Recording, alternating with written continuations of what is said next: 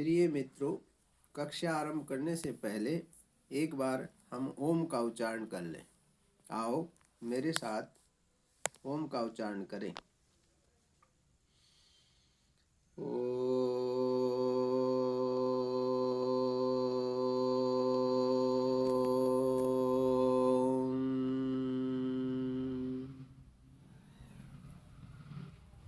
पाठक गणों, आज हम आपके सामने प्रत्याहार सूत्रों के वीडियो लाए हैं जो आप स्क्रीन पर देख रहे हैं। जो सामने इमेज देख रहे हैं ये आदरणीय मुनिवर पाणिनि जी की है, जिन्होंने शुद्ध व्याकरण की रचना करके मनुष्य जाति पर इतना बड़ा उपकार किया है।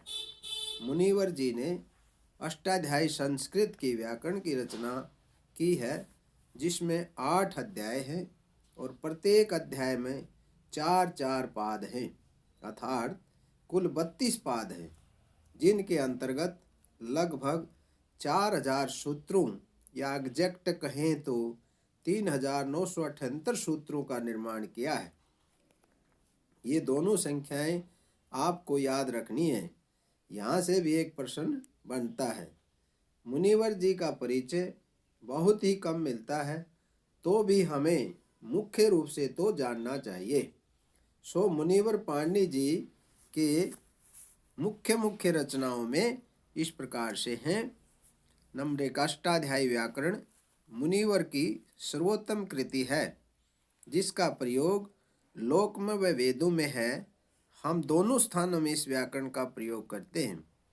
केवल देश में ही नहीं, विदेशी विद्वानों ने भी इस व्याकरण को संसार की सर्वोत्तम कृति माना है, चाहे उनमें महर्षि कात्यायन, पतंजलि हों या हुंटसांग, मोनियर, विलियम हंटर, लेनिनग्राड के प्रोफेसर टी वात्स्की हों। अष्टाध्यायी का पठन पाठन क्रम अति प्राचीन है। अष्टाध्यायी सूत्र पाठ को जानने के बाद व्याकरण सीखना सरल हो जाता है। मुनिवर जी के अन्य ग्रंथ भी हैं, जिनका जिक्र हम आगे की वीडियो में करेंगे। मुनिवर पाणिनि जी की माता का नाम दाक्षी था। प्रथमावृत्ति में इनके पिता का नाम भी व जन्म स्थान भी आया है। आज का मुख्य विषय हमारा प्रत्याहार सूत्रों को याद करना है, जो कि व्याकरण शास्त्र के स्तंभ हैं।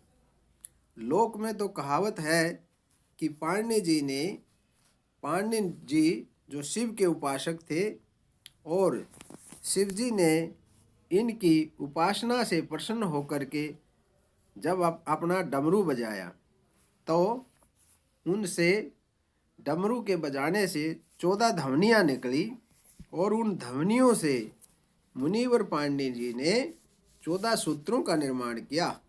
इसलिए इन्हें महेश्वर सूत्र या शिव सूत्र के नाम से जाना जाता है। कई बार एग्जामों में इस श्लोक को पूछ लेता है, जो इस प्रकार से है। नृतावसाने नटराज राजो ननाद ढक्काम पंचवारम। नृतावसाने नटराज राजो ननाद ढक्काम नव पंचवारम। उधर्तु कामः सनकादिक सिद्धान एतत् द्विमर्षे शिवसूत्र जालम। मुनिवर पाणिनि जी शब्द के प्रकार बताते समय अपने से पहले व्याकरणाचार्य अर्थात शाक्टायन आदि ऋषियों का जिक्र भी करते हैं। तो ये बात सिद्ध है कि व्याकरण तो पहले भी थी, लेकिन ऐसी शुद्ध व्याकरण इनसे पहले किसी ने नहीं बनाई, या आज वो व्याकरण हमारे समय में चलन में नहीं है। आगे चलकर भी इसी अष्टाध्यायी व्याकरण पर महर्षि कात्यायन, जिनका दूसरा नाम वररुचि है, जिन्होंने इन्हीं सूत्रों पर वार्तिक लिखा, तथा महर्षि पतंजलि ने इन्हीं सूत्रों को आधार मान करके महाभाष्य की रचना की। इसलिए अष्टाध्यायी व्याकरण के त्रिमुनियों के नाम से इन तीनों ऋषि मुनियों को जाना जाता है और अष्टाध्यायी व्याकरण में इन्हीं तीन मुनियों को का आदेश माना जाता है। जो भी इन्होंने कथन किया है व्याकरण शास्त्र में उसे आदेश के रूप में माना जाता है। हम सूत्रों को कर्म से याद करते हैं ताकि कभी ना भूलें। आओ हम पहला सूत्र याद करते हैं। ए ई उ न, ये प्रथम सूत्र में 3 अक्षर हैं। ए ई उ न, ये जो चौथा अक्षर आपको न हलंत वर्ण दिखाई दे रहा है, ये इन सूत्रों में काउंटिंग नहीं होता। जब हम इनकी प्रत्याहार बनाते हैं तब आगे की कार्रवाई हम उस समय बताएंगे कि कौन से सूत्र से किस प्रकार से इनकी संज्ञा बनती है और कैसे इनका इत होता है। आज तो हमारा मुख्य प्रयोजन इन सूत्रों को याद करना है। तो आओ हमारे साथ कर्म से बोल करके इन सूत्रों को याद करो। बोलो ए ई उ ण, रे ऋक, ए ओंग, आई औंच, हा या व रट, लण, या मंगण नम, झ भैय, घ ड धस, ज ब ग ड दश, ख फ छ ठ थ च ट त व, क प य, श श श र, हल हल। तो आओ एक बार फिर से हम इन सूत्रों को दोहराते हैं ताकि आपको अच्छी प्रकार से याद हो जाए।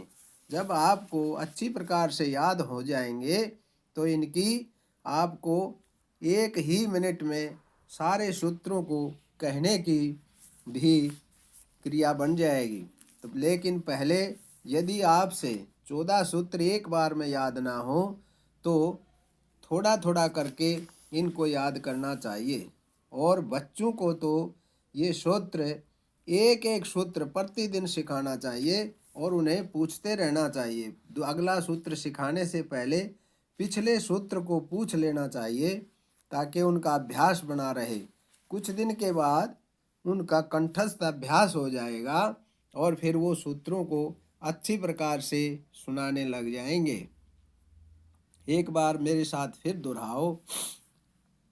ए ई ऊण, रे ऋक, ए ओंग, आई औंच, हा या व रट, लण, या मंगण नम, झ भय, घ ड धस, ज ब ग ड दस, ख फ छ ठ थ च ट त व, क प य, स स स, र, हल हल। ये 14 सूत्र आप बार बार वीडियो को देख करके याद कर सकते हैं और इनका उच्चारण सुन करके शुद्ध रूप से इन वर्णों को बोल सकते हैं, जिनकी आवश्यकता आपको हर कदम पर व्याकरण में पड़ेगी। आज की इस वीडियो में हम इतना ही करते हैं। उसके बाद अगला भाग इन्हीं सूत्रों का बनेगा। तो दूसरे भाग में हम इन सूत्रों से प्रत्याहार कैसे बनते हैं, उनका निर्माण और इनसे जो प्रश्न बनते हैं उनके विषय में जानकारी प्राप्त कराएंगे। धन्यवाद। तो मित्रों, यदि आपको ये वीडियो अच्छा लगता है तो इसको सब्सक्राइब करो, लाइक करो, शेयर करो। अपने अपने ग्रुप में ज़्यादा से ज़्यादा शेयर करो ताकि हम आपको लाइव क्लासें दे सकें। धन्यवाद।